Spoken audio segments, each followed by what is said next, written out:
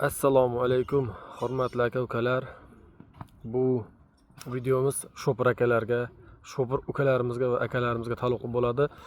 Yaqinda shunaqa vaziyatlar bo'lyaptiki, o'sha men biladigan 3 yoki 4-vaziyat voditelda shopirni Rossiyada gai xodimi to'xtatadi. Ruschani bilmaydi-da endi. Ruschani bilganda unga qo'l qo'ymaydi-ku baribir. Va rus tilini bilmasligidan foydalanib gai xodimi nima qiladi? Unga 01, ya'ni spirtli ichimlik ichgansan deb turib, alkotesterdan yoki prosta bez alkotester shunday aytadi. Keyin unga nimaga borishini taklif qiladi yoki taklif qilmaydi ham даже. Медицинский освидетельство degan, ya'ni tibbiy ko'rikdan, tibbiy tekshirishdan o'tishlikni unga taklif qiladi yoki qilmaydi.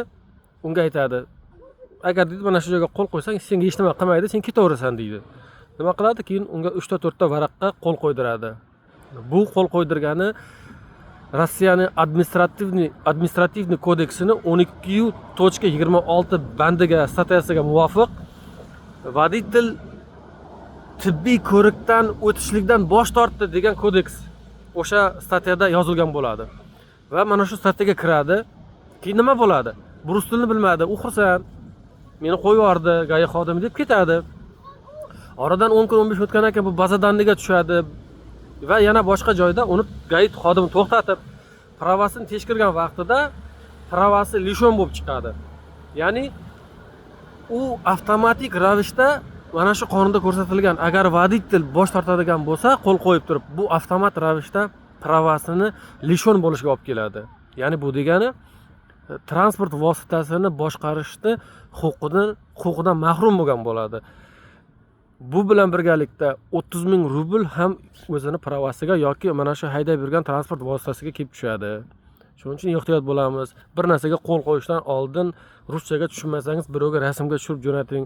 Я сейчас позвоню брату deng, я сейчас позвоню кому-то deb turib, я по-русски плохо знаю deb turib, rasmga tushirib jo'natib, nima qo'l qo'yayotganingizga ehtiyot bo'lib qo'yinglar aka-ukalar. Ko'pchilik mana bilmaydi. Shu qo'l qo'yadi, prava lishon bo'lib ketadi, 30,000 rubl shtraf qiladi. Va mana shunday holatda yurganligini bilmay yursa voditel 10 kundan 15 kungacha 15 sutkagacha qamoq jazosi plus 30,000 rubl yana shtraf keladi. Keyin pravani siz topshirmaguningizcha vaqti ham o'tmaydi. 1,5 yildan 2 yilgacha pravangiz lishon bo'ladi. Keyin siz uni sudga olib borib bermaguningizcha, shu bergan kuningizdan 1,5 yil bo'lsa 1,5, 2 yil bo'lsa 2 yil vaqt o'tmaguncha siz uni ola olmaysiz pravangizda. Rossiyada mashina hayda olmaysiz. Keyin vaqtlar o'tganidan keyin ham siz pravangizni bir qanchadir dokumentlar to'plab, keyin Rossiyadan ekzamen topshirib o'zingizni pravangizga olish mumkin bo'ladi. Shuning uchun ehtiyot bo'lamiz. Shopir akalarimizga, shopir ukalarimizga videoni tashab qo'yinglar, ehtiyot bo'lishsin. Yo'llaringiz bexatar bo'lsin. Hammalaringiz uylaringizga, farzandlaringiz oldiga, ota-onalaringiz va vatanimizga eson-omon qaytishni nasib qilsin.